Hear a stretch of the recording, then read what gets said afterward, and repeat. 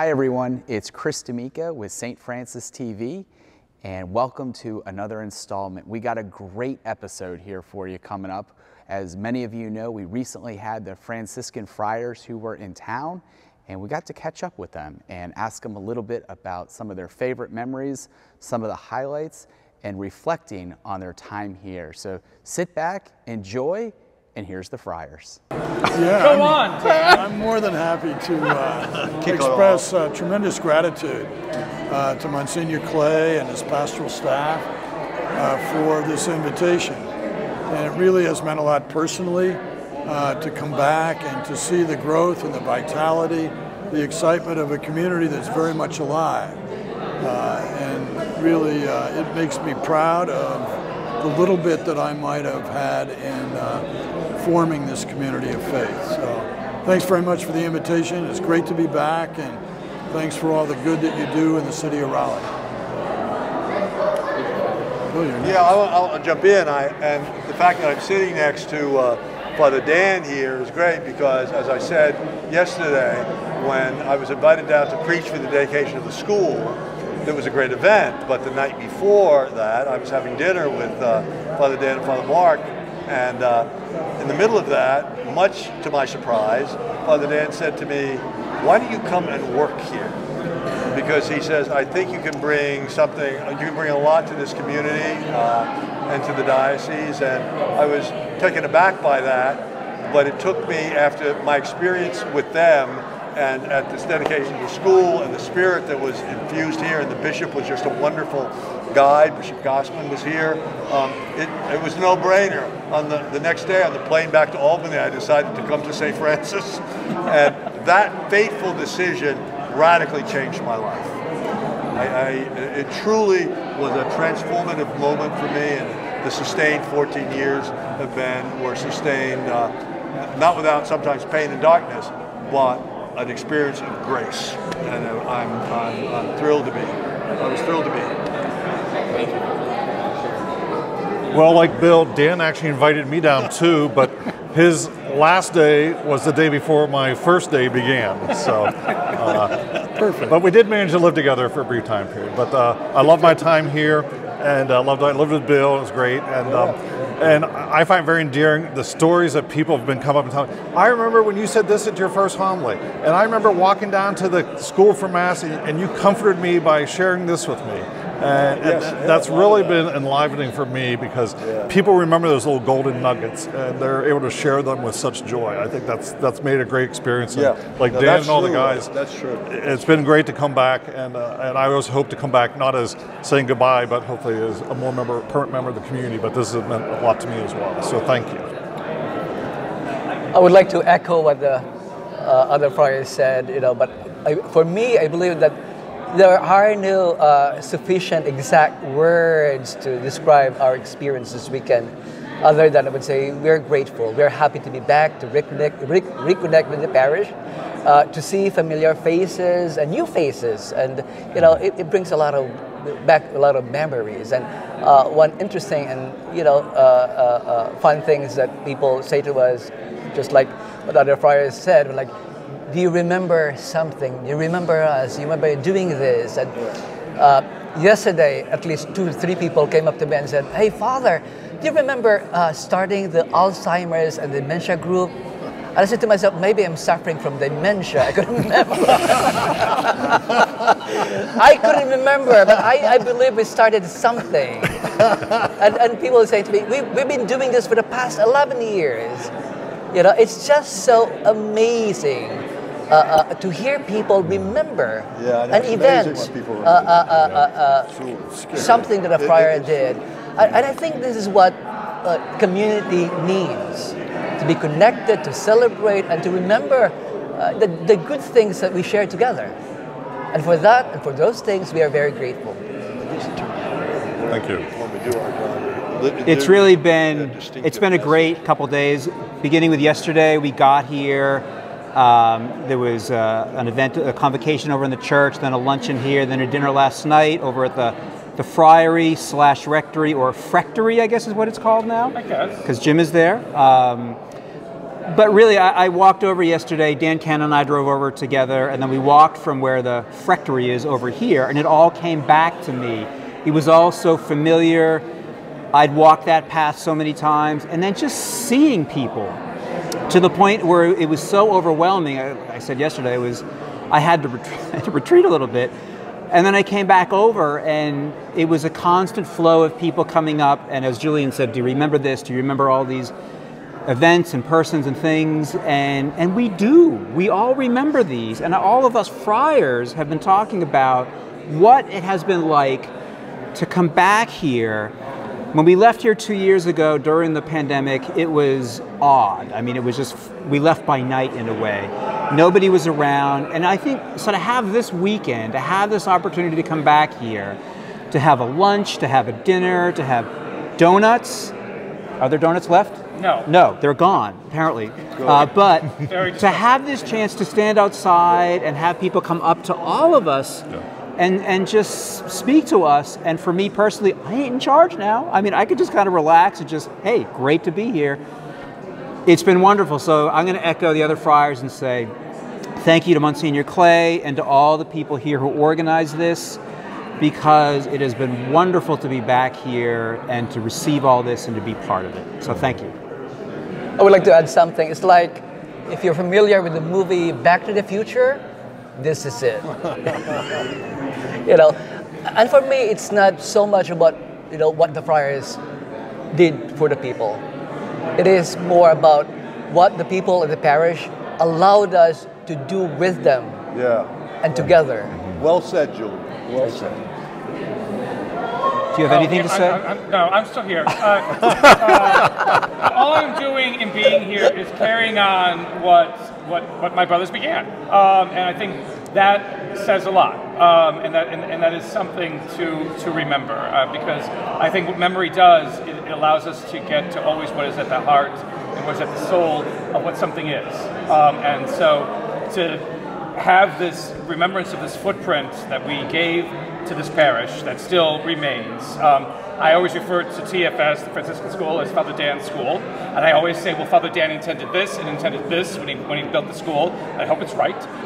It seems right to me. But it's this whole idea that what we established here is not something that was just for a moment in time or something that can just pass easily away.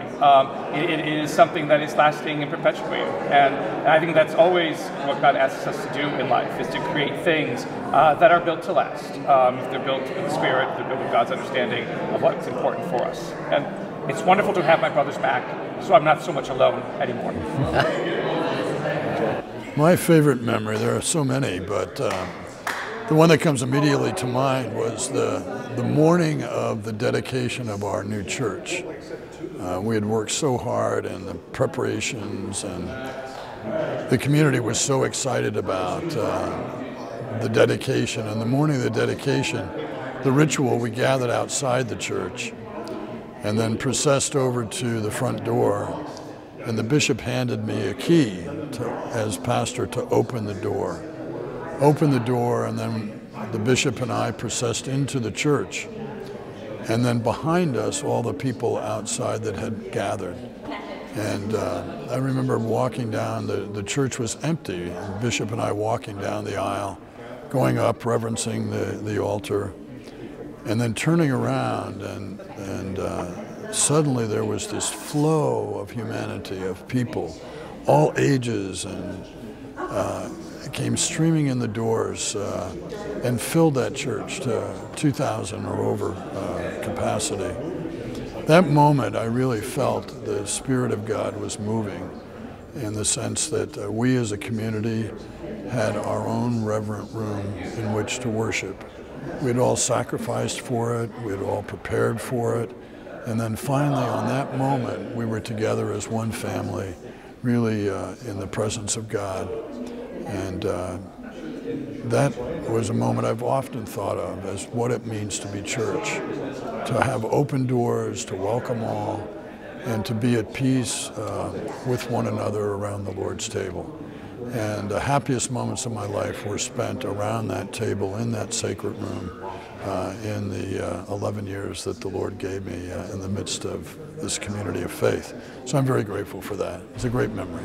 I remember this clearly. I was newly ordained. It was my first Saturday evening Mass.